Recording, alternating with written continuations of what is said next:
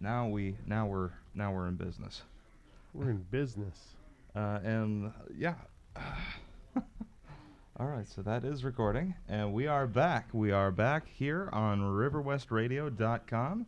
This is the Economy Superstar Radio Hour with myself, your erstwhile host, T.W. Hansen, and we are here this evening with local comedy impresario Brendan O'Day, the brain trust behind Malcolm Tents Productions. Wait, it's not even an LLC yet, is it? Is it? It is not, and It I don't is know not. that it ever will be. All right. Doesn't matter. Doesn't need to be anything. You need assets to create an. You should have assets if you're going to create an LLC, or at least you should be in a position to create great liability if you're going to have an LLC. Yes. Because yes, the whole idea is to to- protect yourself, and Yeah. we got nothing to protect ourselves from. We're not that dangerous. We're not that. We certainly aren't generating a lot of assets.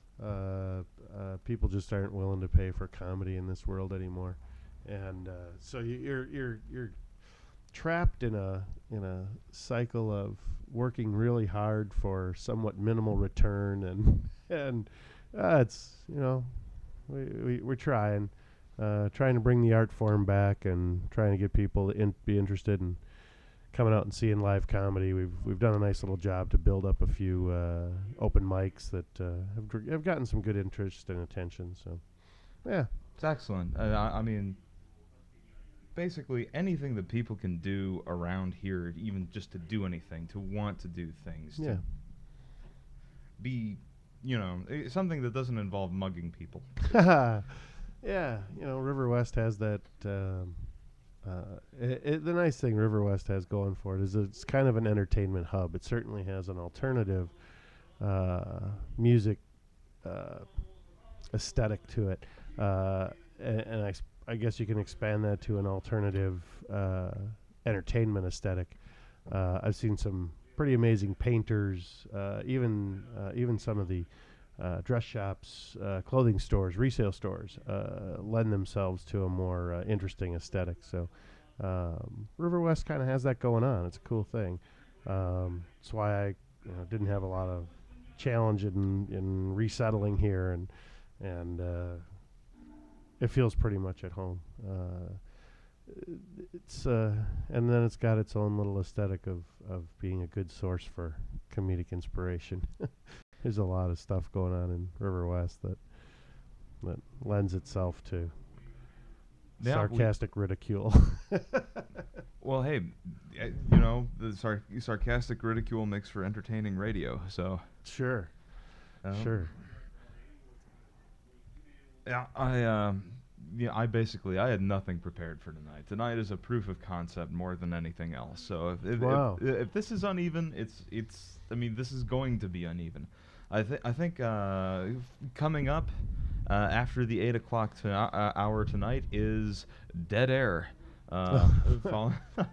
But no, basically, there's still lots of room to sign up. Come on in to River West Film and Video here on Center Street. I mean, I'd give you the exact street address if I knew it, but it's. Do you know it? You don't know it. It's River West Film and Video. It's one of a kind. It's the Next only to Fuel Cafe. next to Fuel Cafe in somewhere beautiful River West, really, Milwaukee. really close to Bremen Avenue and Bremen Street, I guess. Yeah, I always try never to admit if I'm not prepared. And don't say, "Hey, I came here with nothing to talk about." Well, I'm a big believer in transparency of process. It's handicapped me my entire life. You know, there are men that are men of mystery. I am not one of those men. Well, that's okay. Here's a moment of transparency for you. Thank God the computer wasn't functioning prior to my arrival at River West Film and Video, because with no warning, your amicable host here called me up, asked me what's going on, and after I started talking about my horrible day's experience, that's when I was informed that I was live and on the air. So I probably offended 2 potential sponsors.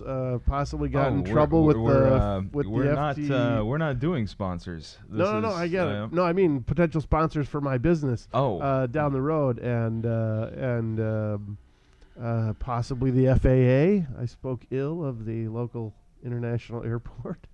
Well, no, I mean the airport's nice. Just don't eat the pizza. I think yeah, is the long and short. You should eat the pizza. Eat the if pizza you really want to try the pizza. It's great pizza. Is it? I don't know what the definition of great pizza is anymore. I used to know what the definition of great pizza was, but regardless, yeah, you do things that accept your legal position and standing in the world, and mine is that I'm such on the bottom rung of the universe right now. They can take everything I got. They won't pay for their first hour's worth of legal fees if they take everything I have. So please come sue me. I need the press. That would be great. I'd love to be sued by a large New York pizza company that's set up in the local international airport, and I'd love for you to come sue me for saying that I may or may not have gotten some stomach ailment from consummation of your product. So, I mean, this is River West. Virtually, what you just said of yourself, I think, can be said of almost everyone involved with and listening to this broadcast. Well, right, but that's and the key, the beautiful thing about this is you're going to have people on this thing that because of silly little things like Facebook, I'm not saying I got a lot of friends, but we've got friends that extend out well beyond the borders of the city, the county, the state. You've got friends practically all over the world that when they search for you and have a link to this, they're going to see this, and all it takes is for one of those idiots to have a friend who's a lawyer at a firm that wants to make some money tonight. So, but do we do this? Do we bow to that? Do we live in fear? No, you just say what you want to say. The thing I have backing me in this is that's what happened. I'm speaking reality.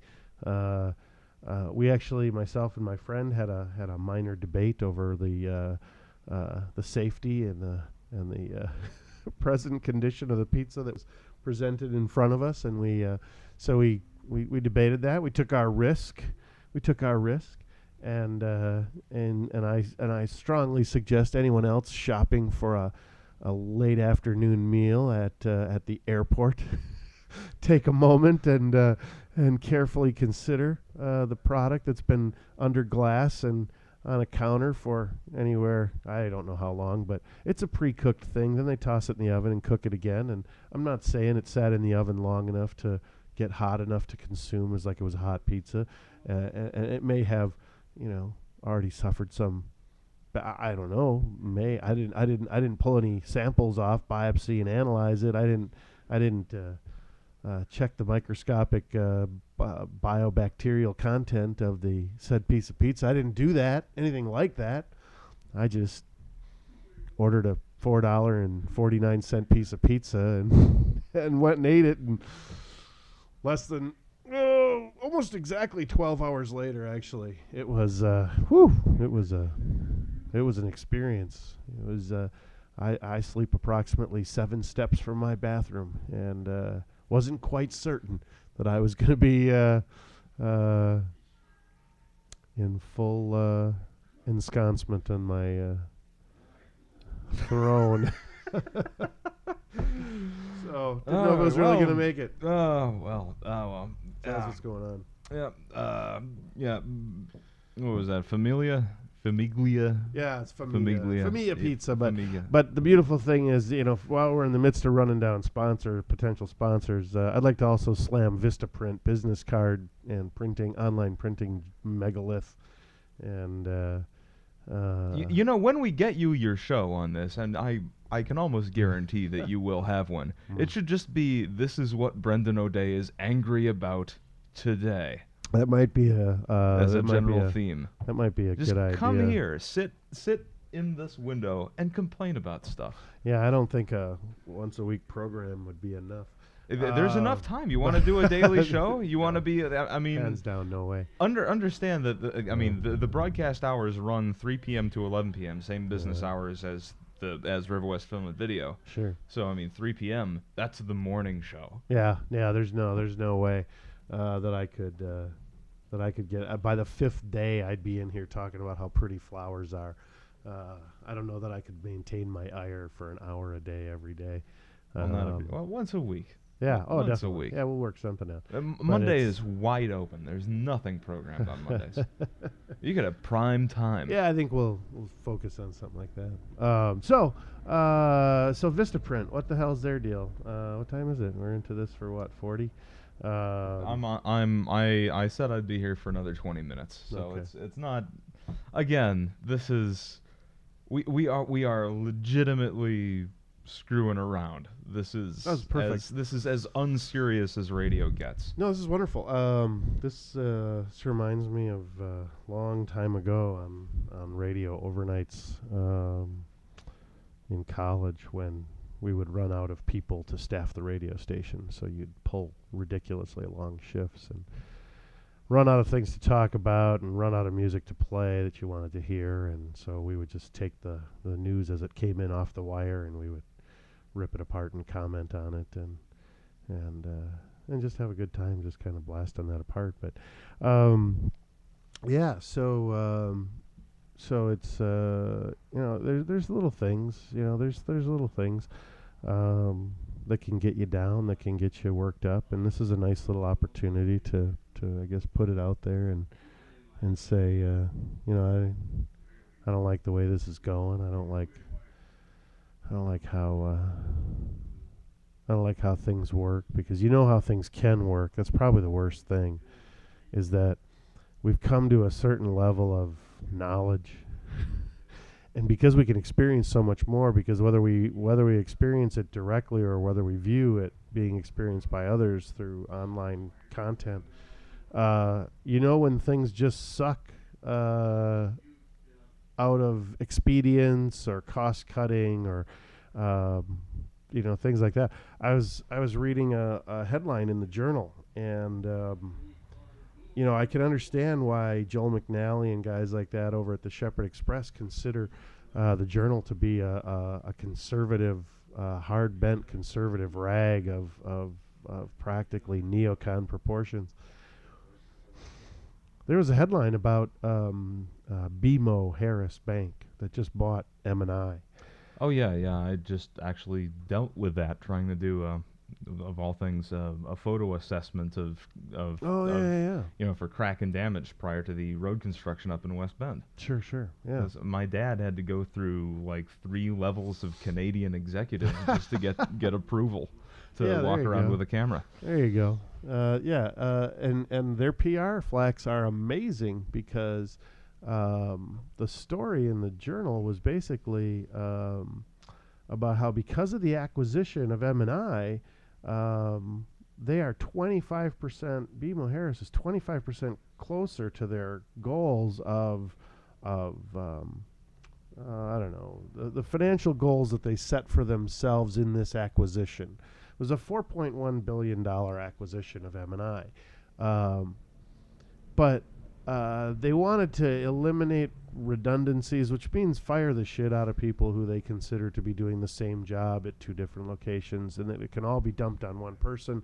But they're talking about this in such great terms that, oh, look, they're right on track. Go, company, go, and get your money together. You guys are really right where you want. You set these goals to save $830 million, and wow, you're really doing it.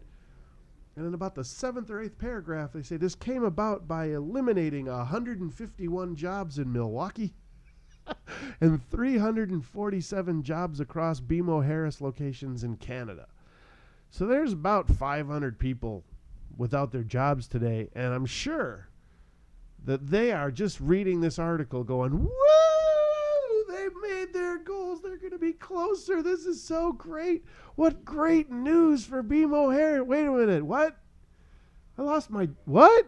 I got fired so BMO Harris could have a great, happy news story about their great, wow, awesome. And then BMO Harris was so impressed with how much progression they had made on the pursuit of their goal that they decided to cut another 354 jobs, 157 of which are in Milwaukee.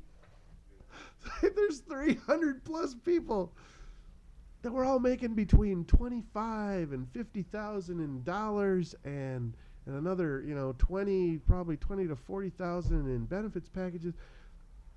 That's all gone. So BMO Harris's net profitability, and how great that is, how that translates to the local market, is roughly the decreased purchasing power of approximately 1.5 million annually.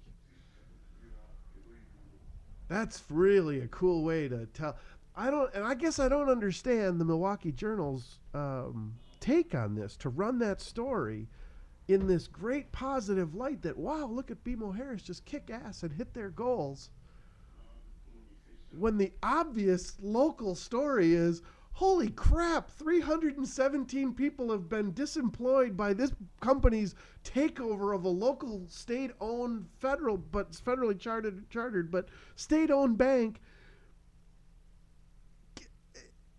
Who's going to benefit from this except the top shareholders of the company, which ironically, my mother's remaining estate still holds some M&I stock, which I'm sure is going to be converted into BMO Harris stock. It'll be great for her.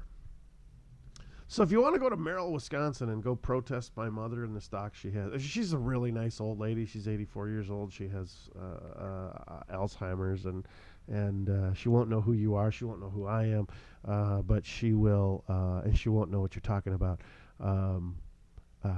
But she's one of those people that used to do well living off of the dividends that stock ownership provided.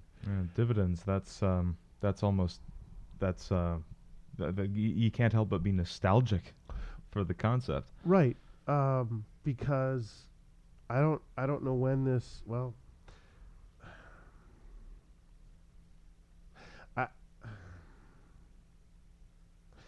if the financials are one of the last areas of the economy that are strong because of the massive bailout that the tax-paying citizenry of the United States afforded places like Goldman Sachs that were too big to fail, and UBS and various gigantic insurance companies that had gotten so deep into the real estate debacle. I don't understand why, where, how we wound up with a local newspaper who has rolled over so far. Maybe it's because the only people that can afford advertising are the banks and the insurance companies, and they're now kissing the asses of their advertisers. But I don't know when we got to a point of where the news department, the business news department, refused to balance an article with the obvious local angle and its impact upon that. So, one of those things. Yeah, there's no good way to turn that thing around. Yeah, so, there's some cheerful news. There you go. Yeah, right in your local paper. Good for you, and good to know that your local news staff wants to tell you the angle from the bank's perspective, and doesn't give a crap about the 317 people that are no longer working for that bank because they were considered to be expedient and redundant, and I'm sure nobody's got an increased workload. I'm sure nobody's scrambling and working harder, and but it is good that they did save an extra $1.5 million in salary here in the Milwaukee area. Good for you. Good on you. Good on you there, BMO Harris. Way to really come into the States and show you're willing to back those people that pulled your ass out of the fire when you were going to go bankrupt because of your lousy investment experience and the bullshit that you guys propagated upon the American public and the investors of the world. So, all right. So So what is the solution? Well, to that one little debacle is to have a news department that doesn't that does the news, that actually goes out and investigates and asks those 5 basic questions, but asks them of all participants involved in the story, not just take. I'm from a newspaper family, and we had an editor who literally didn't write news stories. She would take incoming press releases and basically take out the obvious references to us, I, we, and make it a generic, more generic, as though she might have written it. But it was as though she might have written it after someone had slipped her a $5 and said, "Hey, write this nice thing about us." So she was more than happy to do that. And I think, kind of the same thing at Journal Communications. And this kind of comes back. We can come all the way back around to the shittiness of the internet right here. Why doesn't the Journal Sentinel have an aggressive staff of reporters like they had 20 years ago, 30 years ago? Because all those people have been fired. Because they became expensive, because they got older. Though they were extraordinarily productive, they were great writers, they became expensive. So they all get fired. And why do they get fired? Because the newspaper has no more revenue. And why does the newspaper have no more revenue? Because everybody in the world wants to get all their shit off the internet for free. And somebody's still got to pay those reporters to go out and dig up the news story. And everybody wants to argue that, well, they should have figured that out. They should have figured out how to monetize the internet. But at every turn and every attempt to monetize the internet has been met with yet another hack and another workaround and another way to not pay productive people who go out and do things to gather stuff, either news or musicians or other forms of artists. Everybody's happy to take their stuff right off the internet without paying for it. And at some point, the machine starts to break down. That's what ends up happening. And what you end up with in place of that are 150 boutique restaurants that everybody spends their money in instead of buying CDs and movies and TV shows and things like that, and newspapers. So we've got a society that we've lost as a culture. We've really lost a taste for muckraking. We've properly, like proper old school journalism, where if you're not causing trouble, you're not properly reporting a story. Yeah, I don't disagree with that. But we've supplanted that with, because what we seem to want today is we seem to want to put anybody that's in the news, that's any level of celebrity, any level of notoriety, we want to celebrate them and put them on a pedestal instead of tear them down. And the only way we want to tear them down is depending on which beach bikini they have on this week or beach body they have. We don't so much, and we're also very happy to tear down the unknown individual, because today you can become a celebrity just because you don't throw shit away. Because you store stuff in your house, you're a celebrity now. That's kind of ridiculous when you think about it. Shows like Hoarders, shows like Storage Wars. You get some obscure Civil War relic bequeathed to you in some fashion, and suddenly you're on TV on Pawn Stars, and you're a celebrity in your little local community. So it's this radical pursuit of celebrity, I think, that's driven a lot of people away from meaningful content. Yeah, exactly. And what's funny is, even in my own life, I'm almost to the point where I'd settle for that. At least, God, give me a reason to wake up in the morning and do things in the world.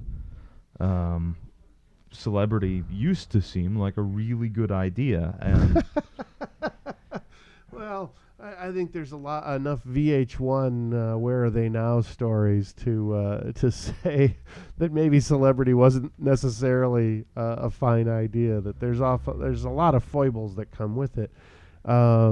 But pursuit of celebrity is certainly one thing. I think obviously legitimate celebrity that comes with pursuit of something meaningful, and the celebrity that can potentially come with that is probably the celebrity that has more staying power, and you're Yes. not so much the flavor of the day. But what do we do with a consumer base that has been um, cultured and biased against meaning? Hmm. Well, I mean, people don't want things that mean things anymore. At least this is the message that we get every day, every day, every day from all of the all of the media institutions that represent the establishment. The establishment exists to sell us, I don't know what. What do people buy? Fancy coffee, new cars, um, uh, you know, uh, iPads, well, yeah, we have the only Angry Birds. we have a crazy society that this has happened in the last 5 years. We have, of people under the age of 25, 18 to 25, 87% of people who have an income that identifies them as living below the poverty level have smartphones.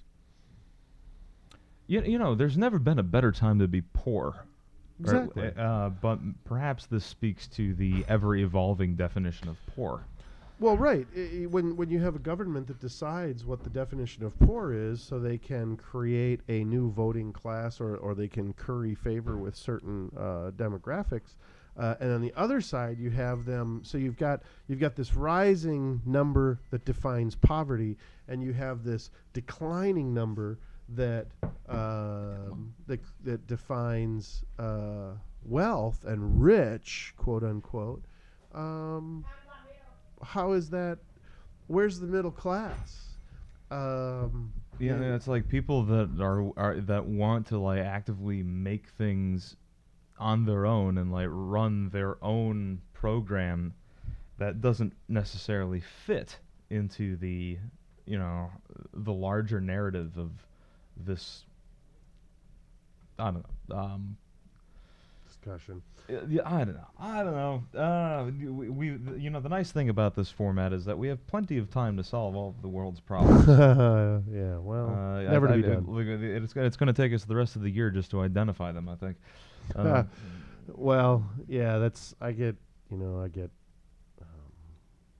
asked about being angry, and what do you have to be angry about? Well, I mean, because you seem like a very angry, disillusioned, unhappy man. Not disillusioned. I think my eyes are wide open. Now, yes. Well, sure. Yeah, now, right now.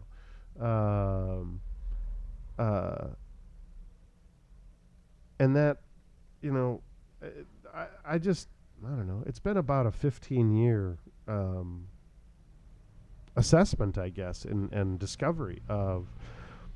It's not disillusionment. Obviously, you wanted to believe what you believed, and when you can start to finally see things for what they really are, the simplest thing, I guess, is always to follow the money. And if you do that, you find that drives a lot of things, whether it be politics, or services, or relationships. If you see your way around that, you can avoid a lot of common problems. You can prevent yourself from getting wrapped up in a lot of things that later on you find out was all a bunch of smoke and mirrors. So, yeah. Well, I mean, despite what it sounds like, there are ways in which you yourself, the listener, can be happy despite all of this. Really? Well, I would hope. I mean, are there reasons that people can walk down the street and smile in 2012? Without a doubt. No, I live a very happy life. I'm very happy and very content in my life because I do have that. I do have my eyes wide open. I do see where we're headed. I do see what's at work and what's working against us. So when you have that, when that's going your way, there's a lot to be happy about.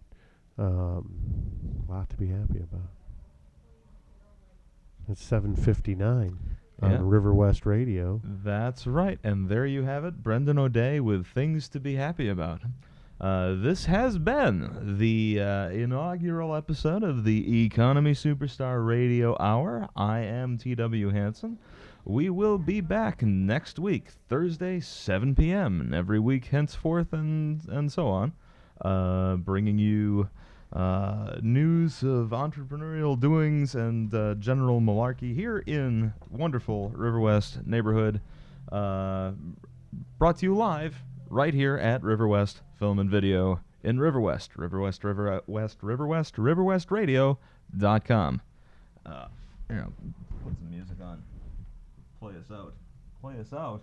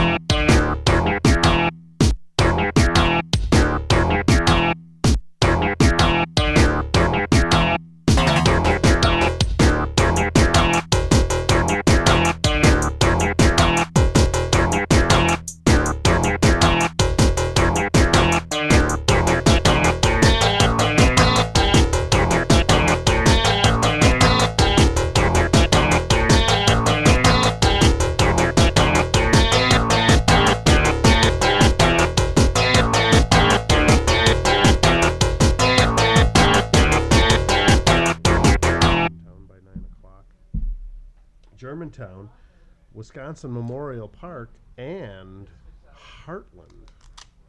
Not had that long of a run. That's like a 3-hour round trip. Oh, that'll be good. How's it going? Nice listening in. Good night tonight? Really good night. Got your radio show on? Better than anything, right?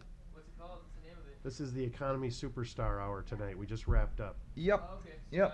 We're not on anymore. We're not on. We are officially, we're off. What was the topic of discussion tonight? Anger, sadness, and happiness. Well, honestly, I think the topic we managed to cover in the most detail was the recent BMO takeover of the of M&I Bank, which BMO Harris, the big Canadian bank, took over M&I, and No Yep. idea.